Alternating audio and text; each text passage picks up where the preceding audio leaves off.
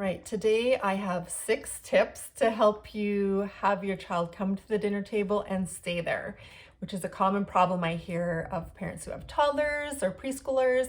Maybe they can get them to the table, but they get down 2 seconds later, run around, come back. So how can we get them to sit at the table for at least a couple minutes? So tip number 1 is to have a pre-meal routine.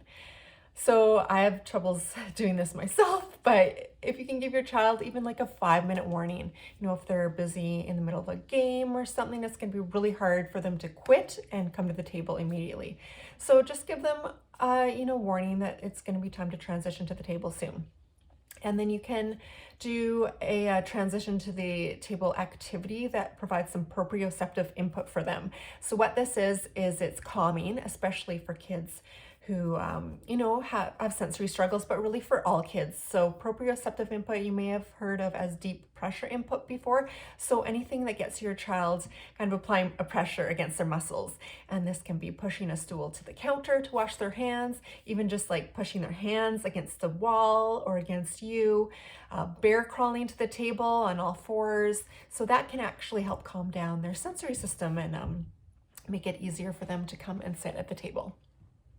So once you're at the table, the second tip is to make sure your child has a comfortable seat at the table. It's really common to see young kids sitting at adult chairs and it's super uncomfortable for them. So that's actually plays a major factor in how long your child will sit at the table. Most people don't realize it. So you want your child to have a 90, 90, 90 angle. And part of that a lot of people miss is the foot support. So you want to have a footrest. It makes it so much easier for your child to eat. If you think of eating like on a high bar stool with no footrest, eating a steak or something more difficult, it's actually challenging for us. And for kids who are just learning how to eat and coordinating everything, it really helps them to have that supportive seat at the table. I do have a blog at firststepnutrition.com with links to how you can modify your current seat and some of my favorite high chairs if you want to go check that out. And other supports you can have at the table, depending on your child, maybe a wiggle cushion. If your child's really wiggly, they can get those wiggles out at the table, or even a weighted lap blanket. You'll hear of the weighted blankets really useful for sleeping. It can actually be useful and help calm children at the table too. So you might want to give that a try. And tip number 3 is looking at how you serve the food at the table. So if you do pre-plate food, it's going to be a little more challenging for a child who comes to the table and doesn't like what they see. They may say yuck and then want to leave right away.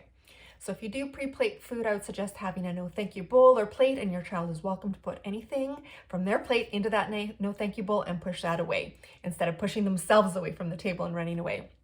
But the best way to serve the food is family style. So all the main dishes are in the middle of the table and your child gets to choose what to put on their plate. That way they're not, disgusted by the food they see when they come to the table and want to leave it right away. Gives them a little bit of control. And tip number 4 is to have a timer, so a visual timer that your child can see at the table, whether it's even like, one of those sand timers, even if you set it for 3 or 4 minutes, if your child is just a toddler, you can say, you don't have to come to the table, but please come sit with us for 4 minutes. Or you don't have to eat at the table, but please come sit with us for 4 minutes. And that way, they can watch the timer go down. And once that's done, they know their expectation of sitting at the table is over. If they're not hungry, they can leave. And if they are not hungry, they can leave. But, their next time to eat will be at that scheduled meal and snack time. Which kind of leads into tip number 5, which is to have scheduled meals and snack times. Close the kitchen in between meals and snack times.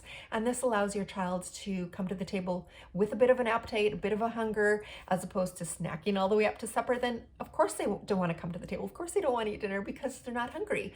So, allowing your child to feel a little bit of that hunger by maybe closing the kitchen for 2 hours before dinner is really going to help your child have more interest in that food. And then tip number 6, again, is a huge one, is no pressure. So don't focus on how much your child's eating at the table. Research shows that, children who are pressured to eat actually eat less, they weigh less. So we want to be totally neutral about how much they're eating. Talk about other things and don't focus on your child during the dinner time, and they'll actually eat better, surprisingly enough, counterintuitive to what most of us practice and think. but it's true. So if you want to know more about that and how to get kids to try new foods without struggles at dinner time, without the bribes, without the yelling, the pressure, I have a free training for you. And that's over at pickyeatingtraining.com. Or I have it linked in my Instagram bio, and for Facebook or YouTube, I'll post the link below so you can register. But hopefully that helps give you some tips for how you can have your child come and stay at the table, at least for a couple minutes. You know, you might want to lower your expectations. They're probably not going to sit there for 20, 30 minutes with you. But again, it's that pre-meal routine, making sure they have a comfortable seat and those supports at the table, looking at how you serve the food. So give family style a try. Have a visual timer so that they can see the expectation for how long they're supposed to be at the table. Allow them to come with an appetite by closing the kitchen before that meal for a couple hours, and don't pressure them to eat.